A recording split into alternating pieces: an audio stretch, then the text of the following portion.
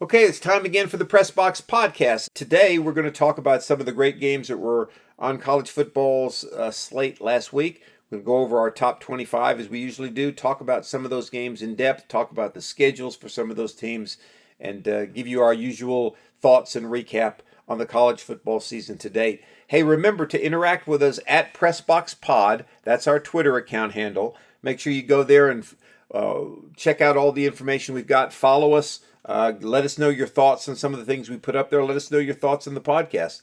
At PressBoxPod is also our Instagram handle. Nathan puts up a lot of great content there. You can interact with us on that as well. And then, of course, the PressBox Podcast, which is our YouTube channel, which Nathan puts some tremendous content up there. We'd love to hear from you. We'd love to have you subscribing to our YouTube channel. Hit the like button and make sure you interact with us as much as you can. So without further ado, the PressBox Podcast.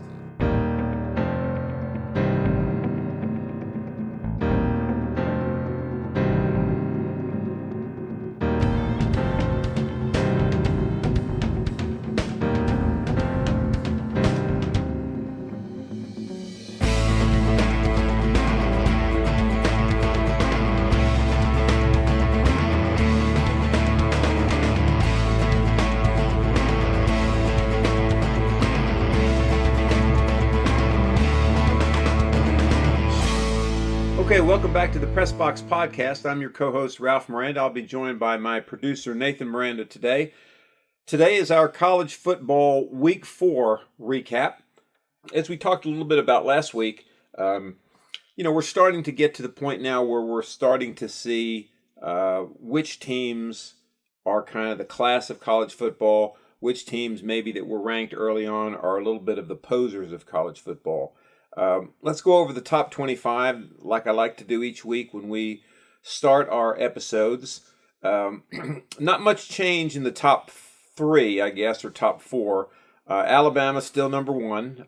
Alabama had a big win, a big win over the weekend. Let's see if I can find out who they beat over the weekend real quickly. Southern Mississippi, okay. And I think they beat them pretty badly. 63-14. 63-14. Okay, so that was a big win for Alabama. 63-14 over Southern Mississippi. So they're number 1, Alabama. Georgia is number 2. Georgia also had a big win over the weekend, 62-0 over Vanderbilt. And I think I made a comment not long ago that Vanderbilt really should not be in the SEC anymore. And listen, poor Vanderbilt. I know they struggle getting talent. I know that it's hard for them to recruit the players that a Georgia or an Alabama or an LSU or an Arkansas, so forth and so on, can recruit. But Georgia had a 35-0 lead in this game in the first quarter, Nathan. In the first quarter. Now, it's one thing to lose 35-0. It's another thing to have 35 points scored against you in the first quarter, okay? And, gosh, I don't know. Obviously Georgia took their foot off the gas. Because if they scored 35 points in the first quarter, the fact that they only scored 27 the rest of the game, they had to have taken their foot off the gas. And I don't know what the answer is going to be for Vanderbilt, but it's not the SEC. Well, I think we talked about this, or I mentioned this, I think, over the weekend. Why don't they take Vanderbilt out of the SEC, put them in the Sun Belt, and put Coastal Carolina in the SEC? So just exchange those two teams. You could do that. I think Coastal Carolina would have played Georgia closer than 62-0. They would have scored a touchdown in Coastal Carolina. Probably, yeah. Probably. So they're not going to be any worse than Vanderbilt. No. And that gives them a chance to kind of show their worth because they've had a couple of years now where they're undefeated and they want to be considered as a playoff team, but this would give them an opportunity to do that. Right. And Vanderbilt, at least right now, is not going to really ever be in that mix for the foreseeable future. So might as well just bump it down, let Coastal Carolina have an opportunity. Yeah, I don't disagree with that at all. But there's obviously more to it than that. But I think that I think if you want to have a somewhat of a competitive conference, which the SEC is the most competitive, but to have Vanderbilt in there is kind of a drag on the conference. Look at Memphis. Same state. They're not in the SEC. Or they're probably similar teams. Right. So I don't know what I don't know the history behind Vanderbilt being in it. Yeah, I don't either right now. But Oregon is number 3 still. They were off over the weekend. Penn State moved up to number 4. Oregon beat Arizona. That's right. They did beat Arizona. 41-19. That's right. They must have had an off week earlier on because they only have 3 games played. So 41. What did you say the score was? 41-19. 41-19. Okay, Oregon beat Arizona. Penn State moved up to number 4 by virtue of Clemson lost and Oklahoma struggled over the week. Well, let's see. Oklahoma beat West Virginia 16-13, but they almost lost. That's right. They struggled with West Virginia. And they had struggled the week before with Nebraska, so they slid down a little bit in the rankings. Of course, Clemson, which we'll talk about a little bit later, lost and moved out of the top 10 as well. So Penn State jumped up to number 4. Iowa remained at number 5. Oklahoma dropped to number 6 from number 4. Cincinnati moved up a spot to number 7. Arkansas made a big jump. I believe they were ranked 12th or 13th, if I'm not mistaken. No, Notre Dame was 12th, so Arkansas had to be below 16. They moved up eight spots to number 8. They moved up 8 spots, and really they should have. I mean, they beat a Texas A&M team that was ranked number 7 in the country. Now, remember, Texas A&M struggled to beat Colorado a few weeks ago, so you can question whether Texas A&M really was as good as their ranking indicated. Arkansas also beat Texas, which maybe you say they're not that good, but that was a quality opponent. It was a quality opponent, that's right. So and Arkansas, they beat them. that's the second game they've proven. Right. Arkansas looks like they're going to be a team to be reckoned with in the SEC West, and maybe they can give Alabama a struggle in that side of the SEC. Notre Dame is at number 9. They moved up 3 spots by virtue of their big win over Wisconsin on Saturday. Florida is at number 10. Ohio State, big win for them over the weekend. Who did Ohio State beat, Nathan, over the weekend? Ohio State beat Akron 59-7. Yeah, Akron 59-7. Ole Miss is 12th. Brigham Young is 13. Michigan is 14. Michigan is 4-0. Good for Coach Jim Harbaugh. Texas A&M dropped to number 15. They basically swapped places, give or take a spot, with Arkansas. Coastal Carolina is hanging in there at 16. They had a big win over the weekend over UMass. Michigan State is undefeated at number 17. Fresno State is 18. Oklahoma State is 19. UCLA has a good season going at 3-1. They're number 20. Baylor is number 21 at 4-0. Auburn is 22. North Carolina State jumped into the top 25 by virtue of their upset of Clemson.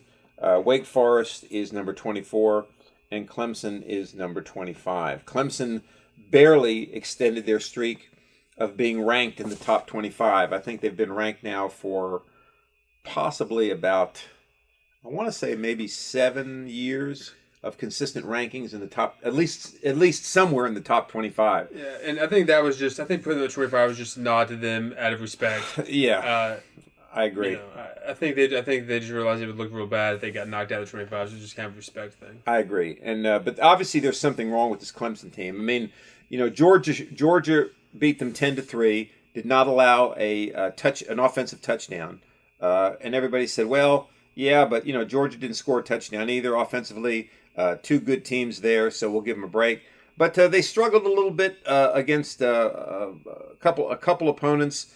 Blew out another opponent. They blew out South Carolina State, which you kind of would expect, and then they got upset by North Carolina State Saturday at Raleigh, North Carolina, which is a loss that never should have happened. I mean, Clemson had not lost to a non-ranked team in 4 years. North Carolina State had not beat a top 10 ranked team since 2012, and they lost in double overtime to North Carolina State. So there's your top 25. Again, your top 9 are undefeated. Your first team with a loss is Florida at number 10, and then Ohio State at number 11. So that's your top 25. I guess to me, the games that kind of stood out over the weekend, there were a few of them that in my mind, stood out a little bit. The Texas A&M Arkansas game was one of them. You had 2 teams ranked in the top 16. Texas A&M, a team that finished 5th last year, and as we talked about last week, there was some question last year as to whether they should have gone to the playoff over Notre Dame. And here this year they were supposed to be better, especially defensively, and they struggled and had a loss. So that was a game.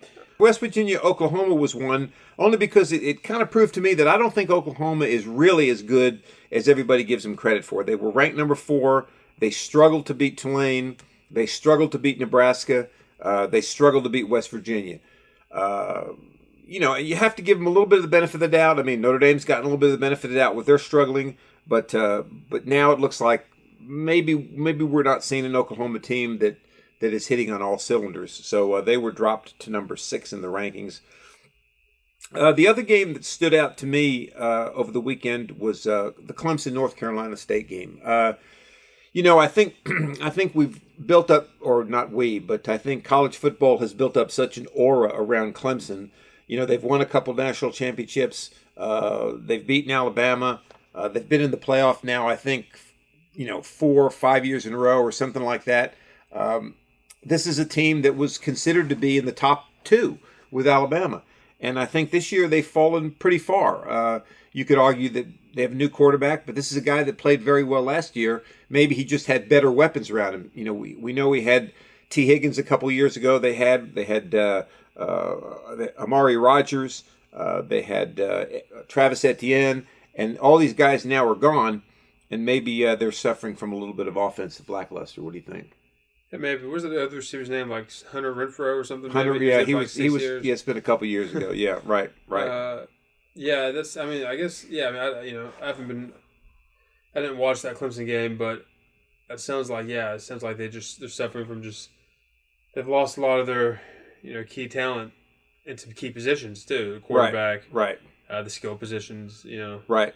So, I mean, I don't know. I'm not sure what kind of players they have that are young, coming up.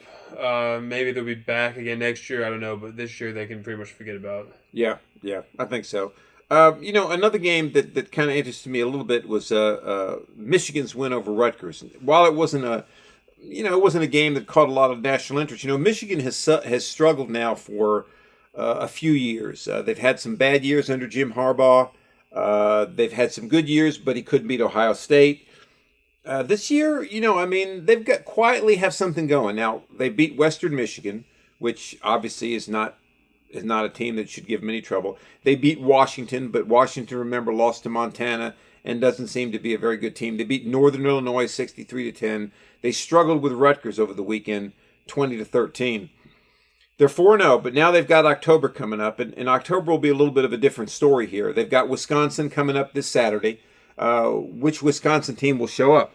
Will it be the Wisconsin team that fought Penn State tooth and nail, or will it be the Wisconsin team that beat Central Michigan pretty badly, or the Wisconsin team that threw 2 pick sixes and 2 other interceptions against Notre Dame and pretty much got manhandled late in the game by the Irish? They got Nebraska at Nebraska. Those 2 are road games. Then they'll host Northwestern and go to Michigan State. So I think we'll find out a lot about Michigan after that October schedule. Then they close with Indiana, Penn State, Maryland, and Ohio State. So, Michigan, who knows? They could be a good team. We don't know yet. Yeah, I would just like to see only Michigan game I would really care about seeing is the final game of the season against Ohio State, because what you said, Harbaugh's never beat Ohio State. Right. So, and that's the game they have to win. And right. How great would it be if Michigan's undefeated going to that game, playing for possibly a playoff spot, and they have to play Ohio State, who's never beaten? That'd be great. Right. That would be good. The other game that was kind of a classic game from the past, doesn't have a lot of the luster that it's had before, was Tennessee at Florida. Florida ended up winning that game 38-14. Interesting thing, though, the game was 17-14 at halftime. And, I didn't get to watch most of the first part of the game. You watched some of it. Tennessee had a chance there. They were down by, I think, 17, maybe it was 24-14, had a chance to catch a pass and possibly score a touchdown on that pass, and their receiver dropped it. And, Tennessee, we talked about this ad nauseum last week. Tennessee does not have the level of talent yet where they can afford to get behind a team like Florida by 2 or 3 touchdowns. They had kept it close for a while. Like I said, it was 17-14 at halftime. They actually missed a field goal as time expired, Tennessee, that would have sent it into the locker room tied, and had too many missed opportunities to give the ball back to Florida, and you can't do that against a team like Florida. But you have to admit, Tennessee played very well. They didn't make a lot of mistakes. They fought tooth and nail. At times, it looked like Florida was not going to be able to stop Tennessee, and I thought that was very good for Tennessee, especially under a new head coach. I agree. I mean, look, the score doesn't look great, but for people who watch the game, I think that's about the best you could have hoped for as a Tennessee fan going in. Right. I mean, realistically, have hoped for. Right. Because I was just hoping at the second half, I was hoping they could have just at least kept the final score within about 10 to 14 points. Right. Which is kind of what I felt like the game kind of was like. It was about a 10 to 14 point difference. And the final score was a little more exaggerated. But, yeah, that play you're talking about, I think it was 17 to 14 Florida. And then Florida was going in to score. Tennessee stripped the guy. They fumble. Tennessee recovers it. Then they drive down the field. I didn't watch much of the game, but this part that I was watching looked like they run the ball really effectively, Tennessee, from what I can tell. Right. They drive down the field. Then they have was it third? Was it they attempted a field goal, didn't they? Right. Okay, so this must have been third down, and they had a guy over the middle, and he drops the wide open pass. Right. And they were saying, which looks like he may have scored. Yeah. If not, he would have gotten pretty close, and they may have punched it in, and then be leading at halftime. Then I guess they missed the field goal. Yeah. But that was the game changer in my mind. I mean, I don't know if they were going to really ever win the game, but let's say they go up 21 to 17 at halftime. Right. I mean, that makes a big that's difference. big. Not only is it, I mean, not only is it, are you up now, but think about the momentum of Florida's about to score. You strip them, drive down the field, you score. Now you're winning. Right.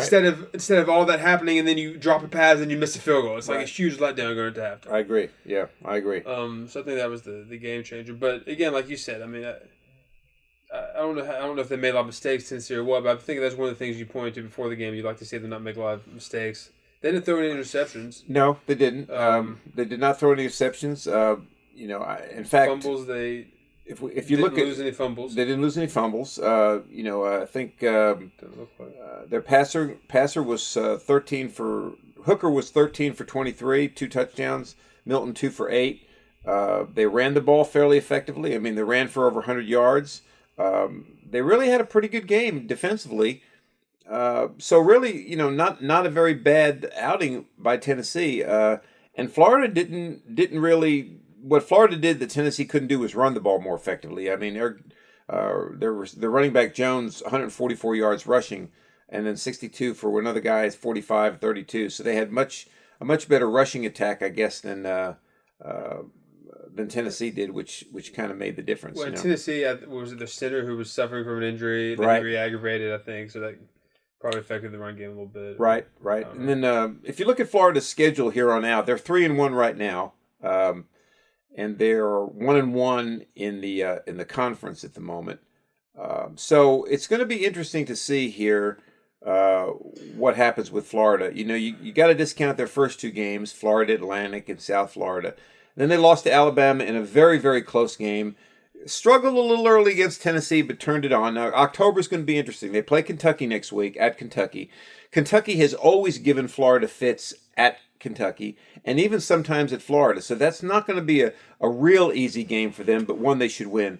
Then they play Vanderbilt. That's a win. They play LSU at LSU on October 16th.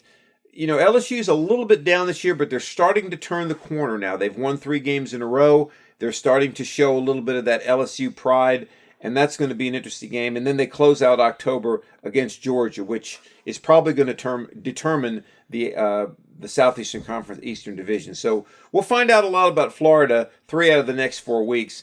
November is really nothing for Florida. South Carolina, Samford, Missouri, and Florida State. So, I mean, those games, Missouri lost to Boston College over the weekend, so I don't see much trouble in the November schedule for Florida. Let's look at Tennessee.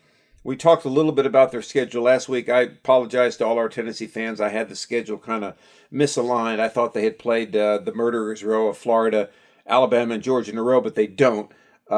Tennessee right now is 2-2, kind of where everybody thought they might be. We thought the best they could have hoped for was 3-1, but they lost the Pitt game. So now they're sitting at 2-2. They play Missouri this week at Missouri. Missouri is an interesting team. You know, they're probably middle level of the Southeastern Conference. They lost to Boston College, a team that, Boston College is a good football team, but Missouri should probably not lose to Boston College.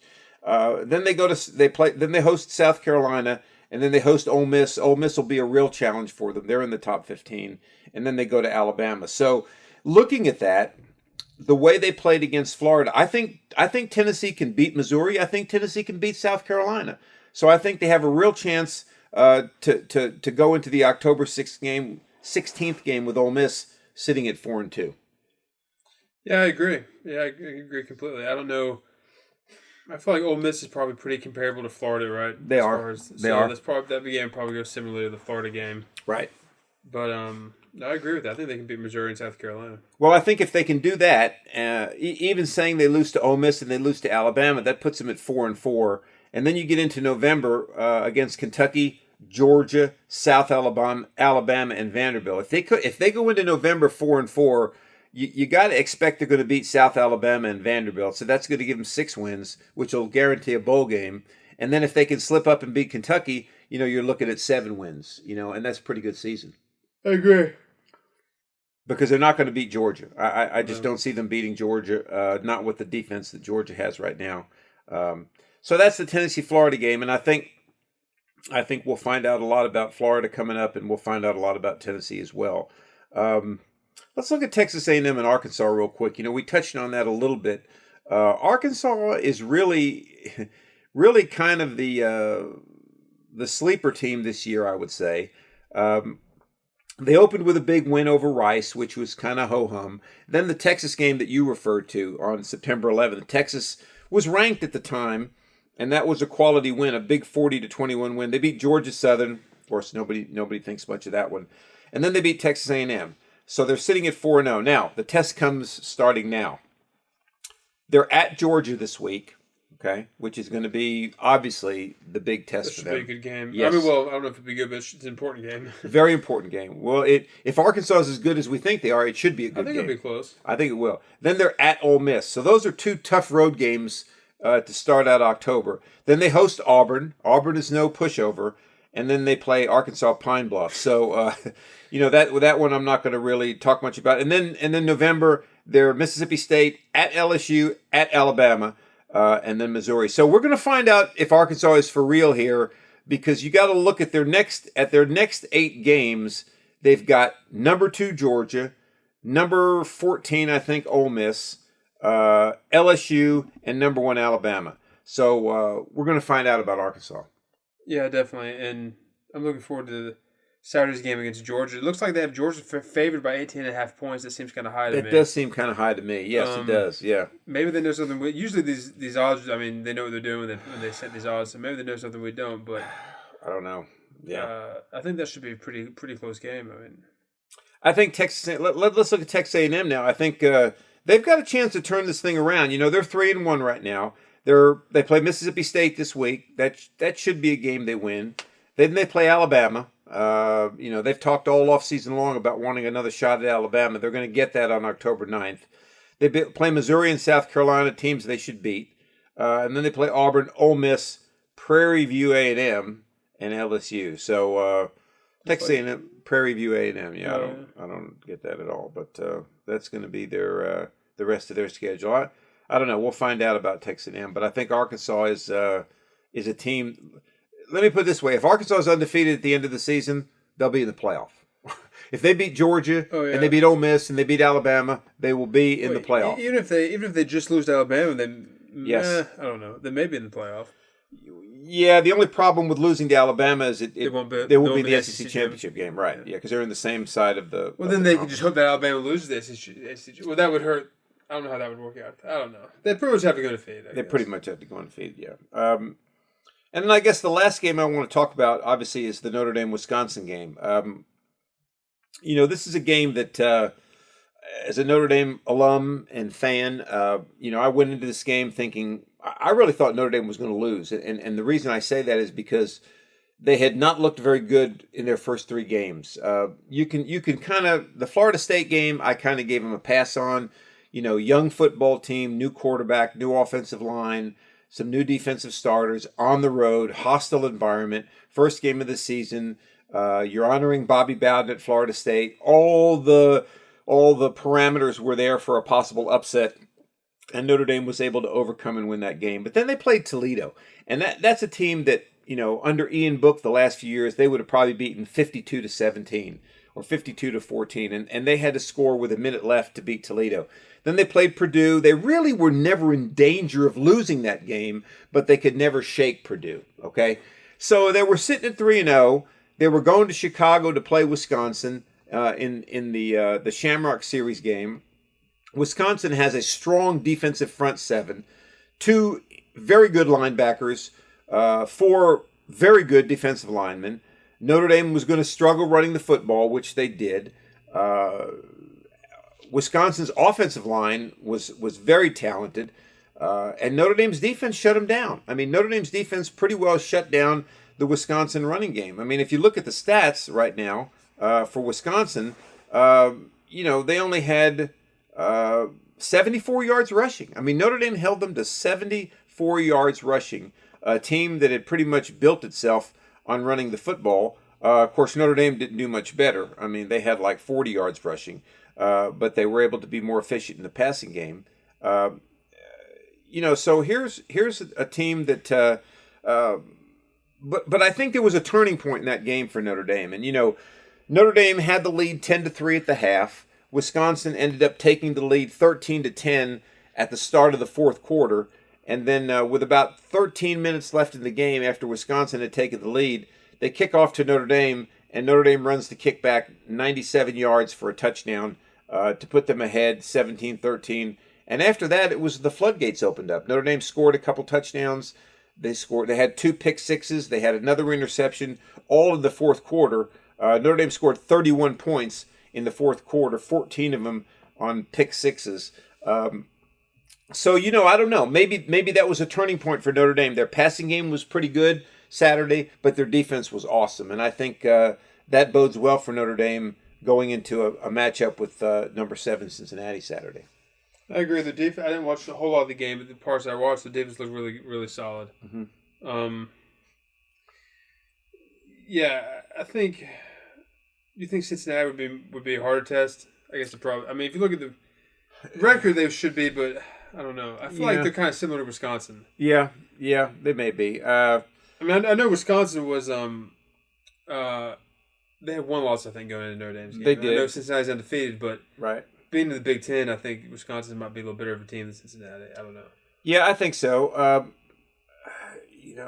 was impressed by Notre Dame, though.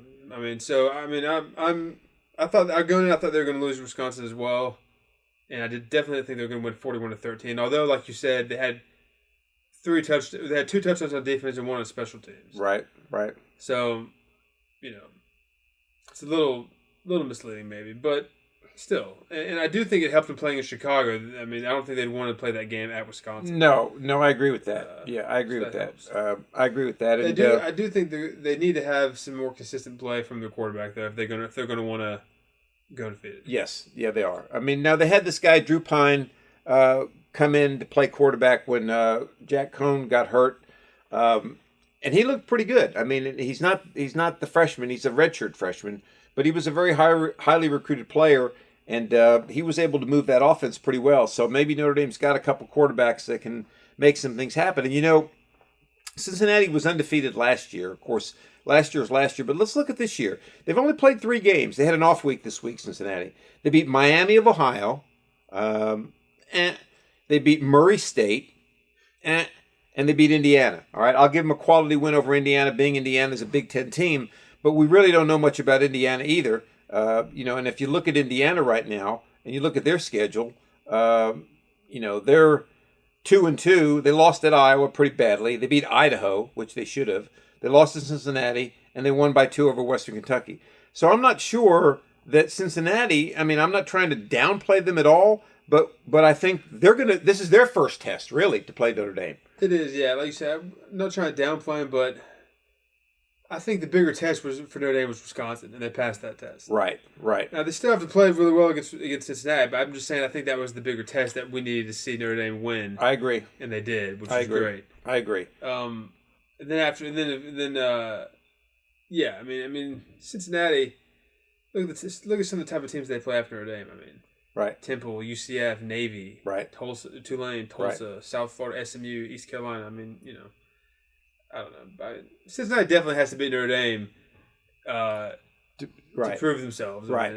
Because after this game, even if they go defeated, none of those other games are really going to prove anything. Right. That's right. Right. So. Well, and I think for Notre Dame, they're hitting a stretch here at Notre Dame where they've got Virginia Tech coming up after Cincinnati. Virginia Tech has beaten North Carolina.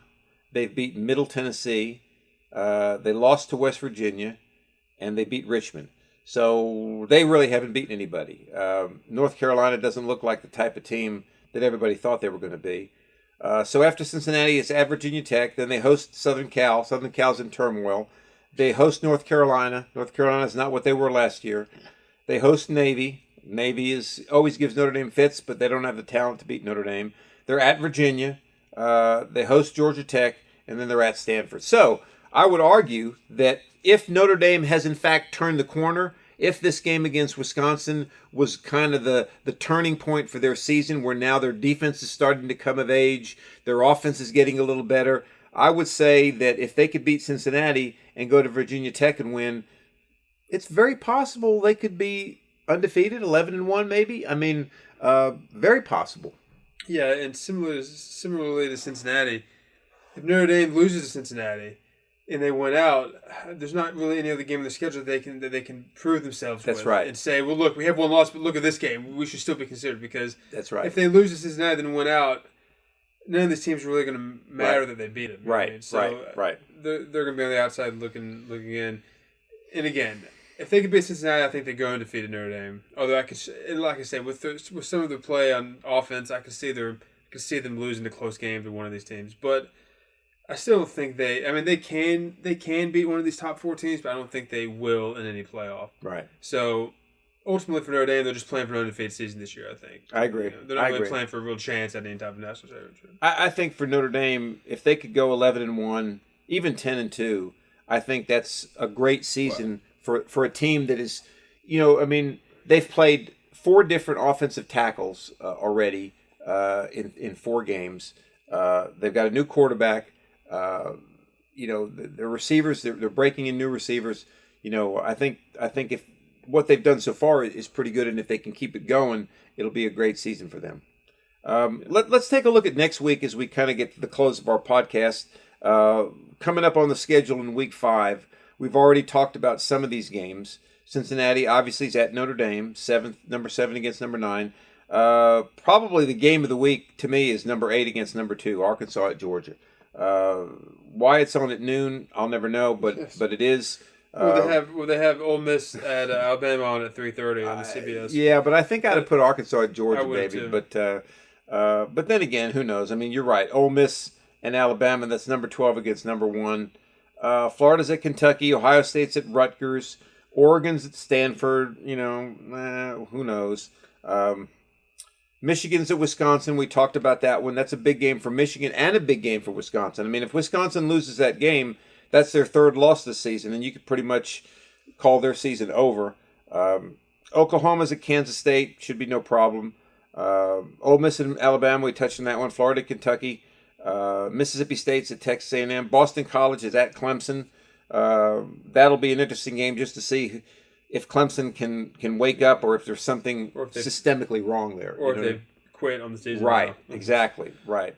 Auburn's at LSU. That'll be a real test, I think, for LSU, who's trying to turn things around, and for Auburn to stay in the top 25. UCLA hosts Arizona State. Fresno State's at Hawaii.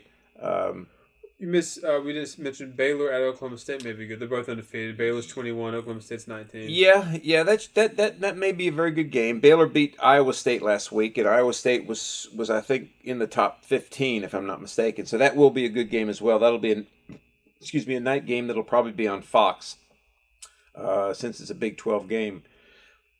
So we got some good games coming up this week. I think games that'll start again to sort out the top 25 for us and maybe get us closer to realizing who the cream of the crop is.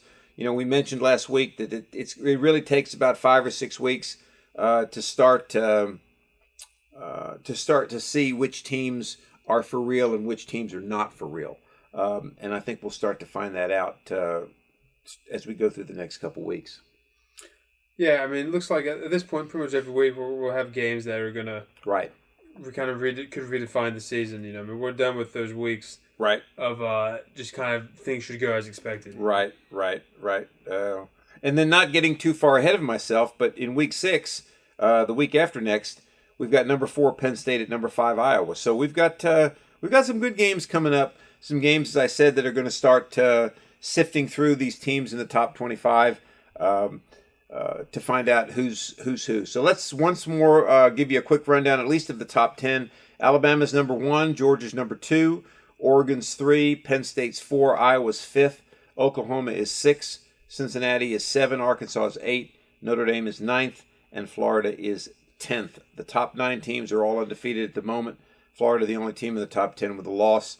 But obviously, over the next few weeks, there'll be a lot of playing in together of these teams. So you're going to find some of these losses start to pile up. And I think when the dust settles at the end of the season, you'll have maybe just a handful of undefeated teams. Shouldn't be too hard to figure out who the best teams in the country are. So any other final thoughts, Nathan? My only final thought is I know Alabama's expected to beat Ole Miss, but I'm kind of interested to see what the score is because is it just me or is this Alabama team, even though they're undefeated and ranked number 1, not quite the caliber of Alabama teams of the past? I don't know. It seems like that to me. I mean, they're still a cut above everybody because they're Alabama, but I just feel like they're not. If you wanted a year where you had a shot at Alabama, I feel like this might be a year. Yeah. Here's what I'll say about Alabama. I think, and especially those people locally who are listening to this podcast will understand what I'm talking about, or at least in the state of Tennessee. I look at Alabama and I look at Maryville High School kind of the same. And what I mean by that is, I was at the Maryville High School game Friday night doing some reporting for Roddy Woods on Your High School Sports. And I thought it was the first Maryville game I'd been to in a while. And I thought, since your playing days there, I said, this doesn't seem like the same Maryville team. I mean, they don't seem as big as I remember them. They don't seem as explosive. But, they're just so efficient, and whenever they get their backs against the wall, there might be ahead by a touchdown or a team close. They find a way to drive the ball down the field and get the ball in the end zone. That's Alabama to me. They've got such good coaching and such consistent coaching that even though they get in some tight games and even though they struggle occasionally, they always find a way to execute when they have to execute, and they seem to win. And I think that's the difference. Yeah, they may not be as talented as previous Alabama teams. They may not be as dominant, but I think they're still the class of college football. And I still think that, the old saying, if you're going to beat the champ, you got to play all 60 minutes. You got to knock him out. And in boxing, that was, if you're going to beat the champ, you can't have a draw with him. He retains the title. If you have a draw, you have to knock him out. And I think that's the same with Alabama. You could win by decision. You don't have to knock him out. Yeah, you could, but win on points. You could win on points, but you know what I'm trying to say, right? Okay. So, and I think that's the difference with Alabama is that, we'll see, but I still think they're the class of college football. So, all right. Anyway, college football recap week 4. We're enjoyed bringing it to you. Remember, at PressBoxPod is our Twitter account. We try to put as much stuff up there as we can. Nathan's been putting a lot of different information up there with regard to some of the episodes we've had. Interact with us there if you'd like to. At PressBoxPod is also our Instagram handle. Make sure you go to our Instagram page and then our YouTube channel, the PressBox Podcast, where Nathan does an excellent job putting up all our episodes there. So for Nathan, I'm Ralph, and we look forward to bringing you the college football recap from week 5 after next weekend. So see you next time.